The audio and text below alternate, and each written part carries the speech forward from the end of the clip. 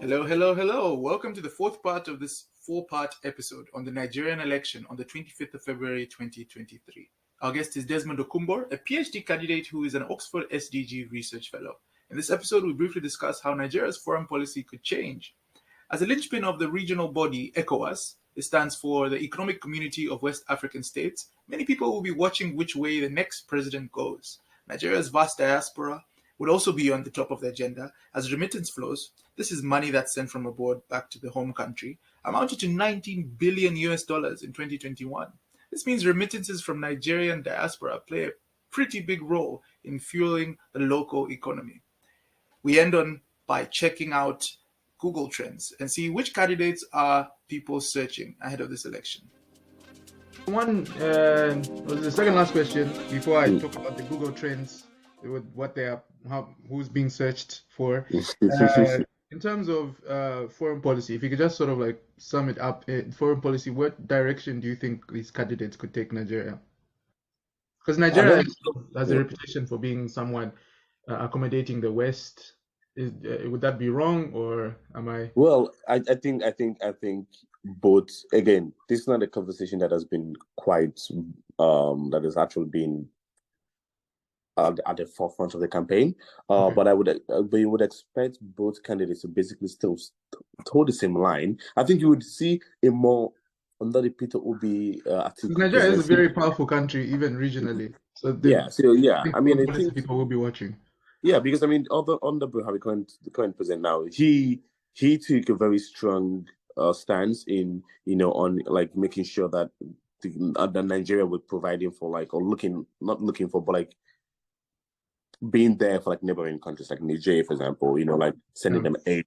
We had a train line. There was a discussion about like having a train line connecting Nigeria to Nigeria, right? And that would be funded by the Nigerian government, right? I think on foreign policy, you would expect to basically nothing to change fundamentally.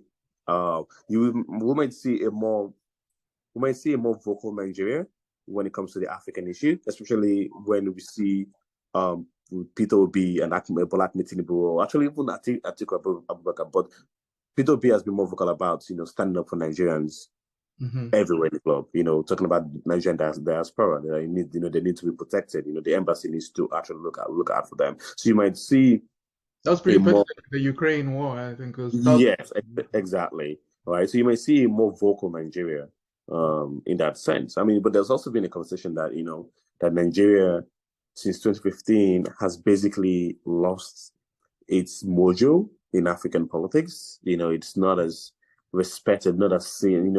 It doesn't have that vigor anymore, like it used to. And I think we might see that coming back. Yes, because that cloud isn't there anymore. But I think we might see that coming back with Atiku Abubakar, for example, because he has experience in that lens. He was vice president to Obasanjo, and Obasanjo had a lot of we had a lot of dealings in places like Liberia, for example. So I think we might see a more vocal Nigeria. But again, I don't think anything will change fundamentally in foreign policy wise. He's just making sure that stay in alliance with the West and stay in alliance with China and with Russia, like with whoever, Sure. So, yeah. Okay. I think that we have more or less covered a very broad topic in a very limited time. I just wanted to go over the Google Trends real quick. So for those that are interested, the most searched candidate in the Nigerian election is, drumroll, Bola Tinubu.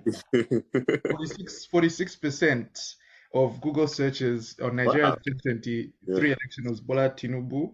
And then he's with which party? That's APC. The APC, the All Progressive Congress. And then 30% for Peter Obi.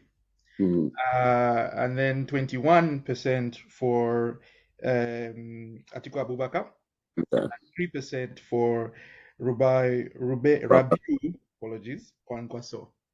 So, I think on that note, this will be a very interesting election. It's a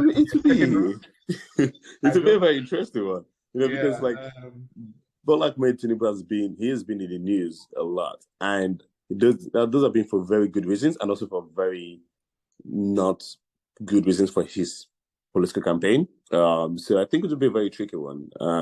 But yeah, I mean, I think everyone looking forward to on Saturday. I mean, there was still conversations of will the elections hold. Ooh. That's also something. That is also something. That is also something to keep in mind. Yeah. I think 1 week in politics is a lot of time. It is a long time. Way too much time. Yeah. Yeah. So there's also conversation with the Naira redesign. Will the elections hold? The presidency has come out and over again and say that elections will hold. We've seen there have been visual images, videos of soldiers coming into Lagos, for example. You have the military coming in now to make sure that there's adequate security for the election. But then there's still that question: will the elections hold? So yeah, let's wait and see. How long do the results take? Just last question. It depends. To be fair, the last time The election is going to be on Saturday. Yeah, So I think on Monday next week. Okay. Yeah, we should know. We should have a clear sense of where it's going, what area it's going. But again, this is a whole because we have the electronic voting as well. This is like a new one as well. So yeah, this is one. I think it is those elections that it's one in a lifetime kind of election.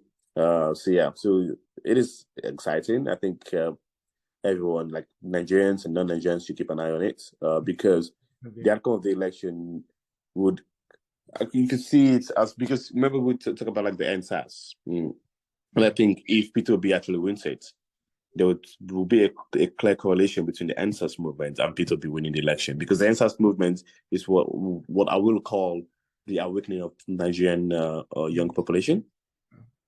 Yeah. No, that was fantastic. So that was basically Nigeria's election in about an hour or so. We got to get quite a lot of insights into the issues that are going on in Nigeria. We as the Africa for Dummies team hope for a very peaceful election. For sure, definitely, hopefully. This weekend, and may the best man win. Desmond, or woman? Is it? There's no woman, right? I'm saying There's no woman. Oh, There's okay. no woman. Unfortunately. Yeah.